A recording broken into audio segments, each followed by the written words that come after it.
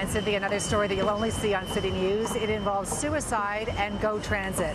Last year saw a record number of deaths on tracks like these. But tonight, the story of an incredible turnaround that has GO Transit hoping its intervention strategy continues to save lives. No person should feel prisoner to their current or perceived current competency circumstances. It's never too late to change your life around. Brian Lass is one of 80 transit safety officers patrolling the platforms and the tracks on alert for people who may be in distress. Last year, a record number of tragedies, 26 lives lost on GO Transit tracks.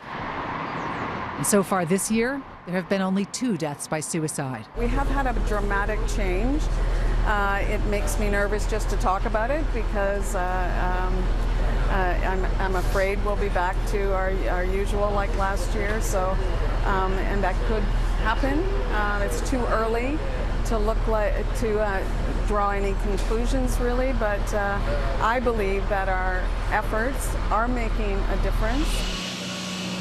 Those efforts include a force of 80 transit safety officers, all trained in suicide interventions. They have saved 83 people in distress in the last 6 months alone, with stories like this. One of our young officers was called because they thought there were kids, teenagers playing near the tracks, and went, and it was actually one teenager chasing his friend who was threatening to jump in front of a train, and they'd gotten themselves into an area where the officer ended up carrying him, sobbing, to safety, and got him the help that he needed.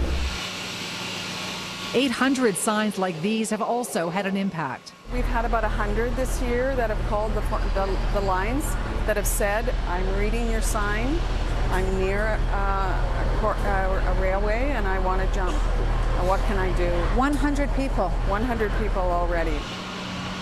Brian was on the scene of one of the 2 lives that were not saved on GO Transit this year. A 20-year-old female who put herself in front of a train at a top rate of speed. There was a bag near the area with an envelope sticking out that said my last will and testament. Going through this bag, finding this person's ID, the Ontario Health Card, with an actual picture, face, and then I suppose putting the face, that human element as to what happened there, that can always be, oh yeah, this is a real human being who, whatever reason, was at a point that had these thoughts that this was their answer. It's had a huge impact on me. I have a history of working with abused women. I have a background in nursing. I have all of that, but I think it's the getting the calls that that I know that at this moment someone is getting the worst news of their life, life-changing news. And if we can do something to make a difference, then that's important that we do it. And GO Transit is doing more to try to make a difference. They'll be hiring more transit safety officers as well as putting up more signs. It really is important to know that if you are in distress, there is help. You can call the number on your screen.